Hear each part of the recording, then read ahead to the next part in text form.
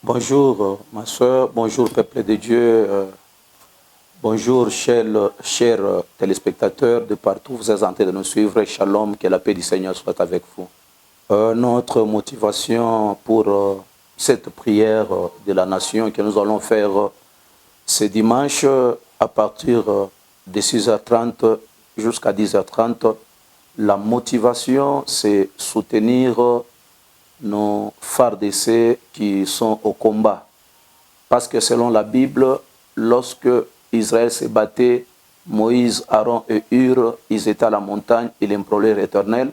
Et au travers de leurs prières, Dieu donnait la force aux combattants qui étaient au combat. Et à chaque fois que leur main était levée, Israël avait le dessus sur l'ennemi. Peuple de Dieu, nous devons faire la part des choses. C'est-à-dire, nous, en tant que l'Église, nous sommes en train de prier pour nos FARDC. Mais la prière seule ne peut pas résoudre les problèmes de Goma parce que la liberté, on ne la demande pas, mais la liberté, on l'arrache. C'est-à-dire, nous prions pour la FARDC et nous croyons que Dieu va leur donner la force afin qu'ils puissent vaincre l'ennemi pour que nous devenions libres. Hormis les programmes de la prière, nous prévoyons également faire des conférences aussi avec des jeunes afin de prêcher le patriotisme. Bien-aimés dans le Seigneur, si vous regardez sur notre invitation, le thème est tiré dans le livre de 1 Roi, chapitre 21, je pense le 3e verset, c'est l'histoire de Naboth. Le thème dit que l'Éternel me garde de te donner l'héritage de mes pères. Que l'Éternel me garde de te donner l'héritage de mes pères. Parce qu'aujourd'hui, il y a beaucoup de confusion.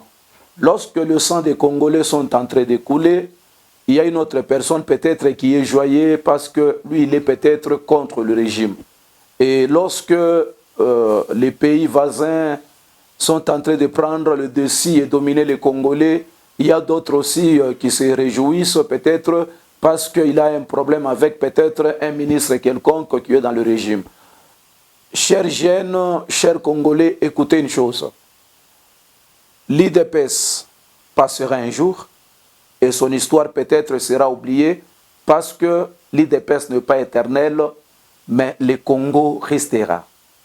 Et nous devons savoir que même l'ensemble passera un jour et le Congo restera. Ça veut dire quoi? Quelqu'un qui est dans l'opposition peut basculer dans la majorité, on le voit, ça se fait. Et quelqu'un peut-être qui est dans la majorité, un jour on peut l'oublier parce que le régime est passé, mais le Congo restera le Congo. Et en dehors de nos clivages politiques, vous devez savoir qu'il y a des gens qui n'entreront jamais dans des partis politiques, mais ils restent les Congolais. C'est-à-dire nous ne devons pas sacrifier le pays peut-être pour nos obédiences politiques ou soit pour nos positions politiques.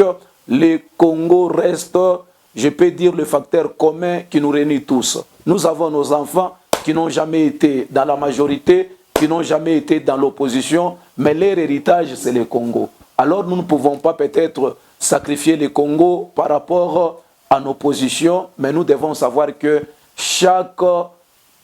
tout ce que nous appelons parti politique, tout ce que nous appelons tendance, ça passera. Aujourd'hui, il y avait peut-être le parti de Lumumba, ça n'a plus peut-être le pouvoir que ça avait autrefois. On parlait de Palou, de Feki Zengantoine. Aujourd'hui, le Palou n'a pas la vigueur que le Palou avait, mais le Congo reste le Congo. Bien-aimés dans le Seigneur, notre héritage, ce n'est pas nos partis politiques. Notre héritage, ce n'est pas le côté de l'opposition. Notre héritage, c'est le Congo. Le Congo restera le Congo, même quand tout changera. Alors, soyons Congolais, soutenons notre pays, venons prier ensemble, afin que même une petite partie de notre pays ne soit jamais cédée. Que le Seigneur vous bénisse. C'est ce dimanche. Je le répète, c'est dimanche.